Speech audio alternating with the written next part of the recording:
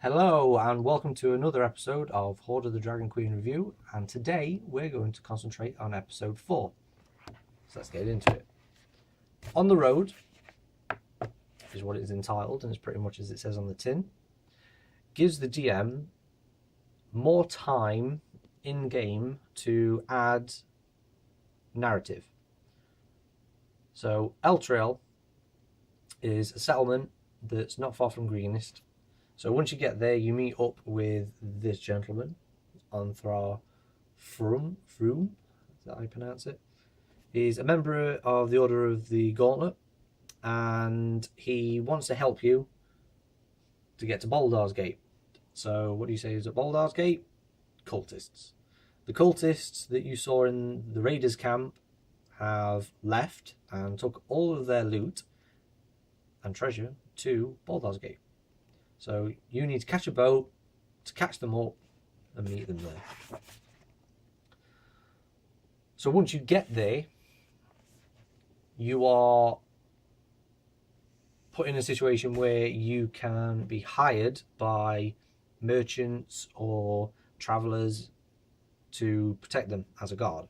So you've got a little small table here, so you can end up as a bodyguard for someone, a sergeant, a basic guard, or somebody that's not interested, that's just there to tag along with the caravan. So the cultists have joined a larger caravan to hide and disguise themselves amongst everyone to get their stuff from Baldar's Gate to Neverwinter, I believe it is. I could be wrong on that. Don't shout at me if I am. But they're travelling north to move all their loot together. So party members, oh no, it says there, look, journey to Waterdeep. So party members roll on this table, join a merchant or someone, and then that's how they get there and they earn some money on the way. So there's two unique characters, Asbarar Joss and Jamna Gleam Silver. So there's Asbarar Joss.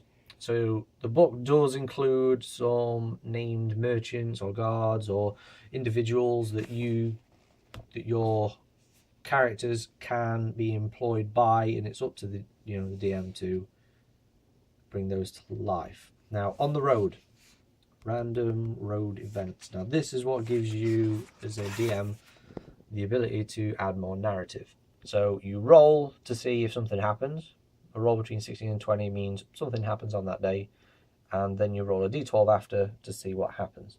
Now, the journey from Baldar's Gate to Waterdeep should roughly take about 40 days. So along those 40 days, you roll a d20 40 times as the days pass, and then something happens at one of these times, and then maybe one of these happened. Some I like more than others, but if it fits in with the narrative, why not? But you don't have to roll on this. If you have a short encounter or something that you want to happen, you can swap this out or just add it in. Just add it in. I chose not to do this at the table.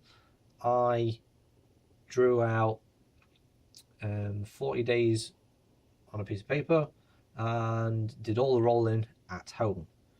Worked out every time the caravan needs to rest, because 1 in 7 days the horses need to rest and be refed, etc.